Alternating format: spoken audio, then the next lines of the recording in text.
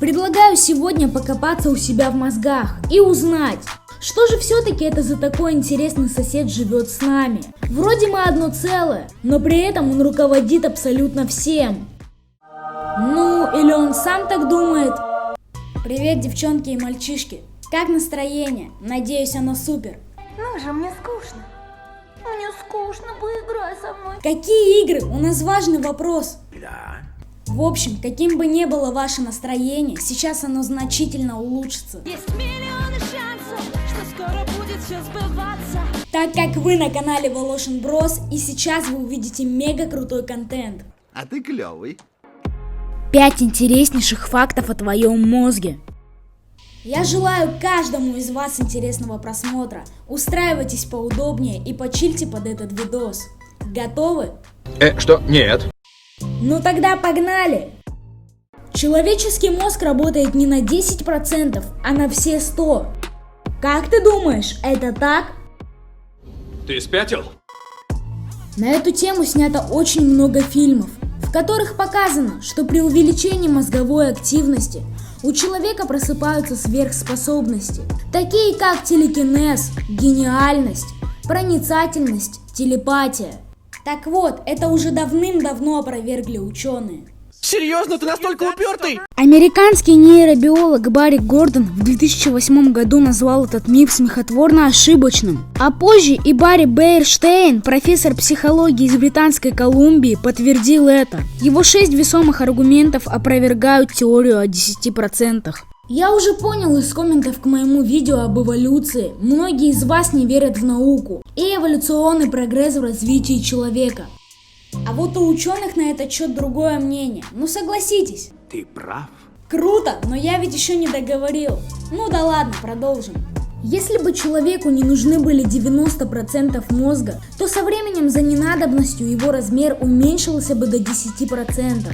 Но в результате эволюции этого не произошло, и человек продолжает расходовать четверть энергии на работу мозга. Зачем делиться этой энергией с бесполезным органом? Этот миф зародился в 19 веке, когда методов изучения мозга было очень мало. Тогда было проведено несколько экспериментов с нейронной активностью, в результате чего ученые пришли к такому ложному выводу о 10%. Но на самом деле, хоть мозг и является до конца неизученным, но нынешние ученые говорят с уверенностью, что у человека задействованы почти 100% областей мозга. Просто не все сразу. Каждая область, каждый нейрон в ответе за свои функции. К примеру, зачем тебе отжиматься или боксировать с грушей, напевать песню, сочинять стихи одновременно, при этом кушая аппетитный вкусный сэндвич с беконом. Или танцевать, читая книгу и решая математическую задачу. Конечно, это под силу человеку, но обычно мы так не делаем. Если активизируется сразу много областей мозга, то произойдет бесконтрольная перезагрузка организма, а человек впадет в эпилептический припадок. Наш мозг самый водозависимый орган.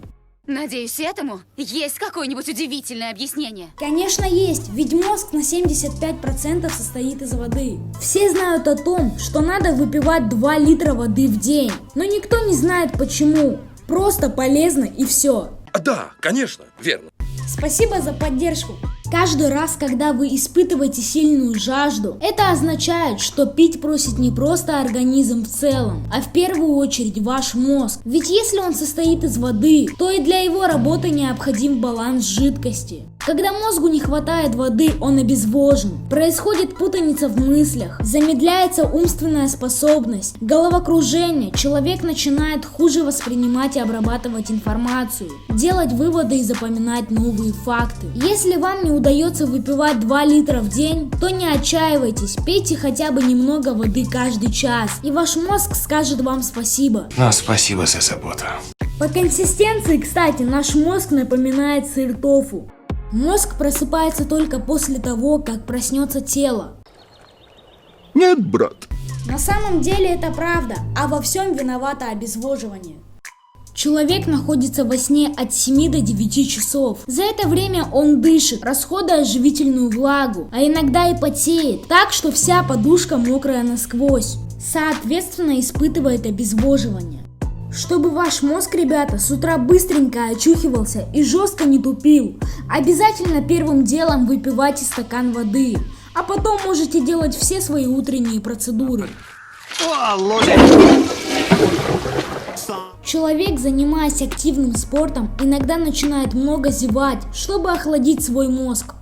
Сейчас, ага. Нет. Вот и нет. Вот и да. Нетушки. Блин, ребят, хватит, не надо спорить, это уже доказали ученые. Нет, вовсе нет. Ага, и ты туда же.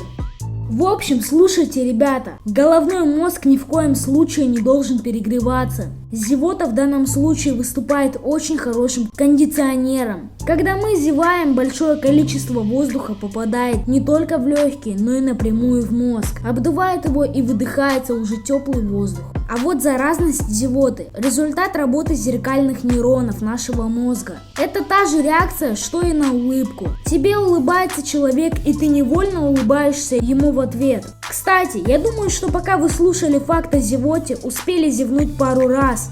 Есть один способ не зевать. Как только вам захочется зевнуть, глубоко вдохните носом, и вы не зевнете. Хотя, ребята, зевайте на здоровье.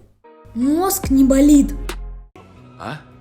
Я говорю, мозг не испытывает болевых ощущений. О, ясно. Логичный вопрос. Что же тогда болит, когда раскалывается голова? Ну ладно. Ладно. Вы вправе знать правду. Это состояние знакомо всем без исключения. Эксперты считают, что нет такого человека, у которого хотя бы раз в жизни не болела голова.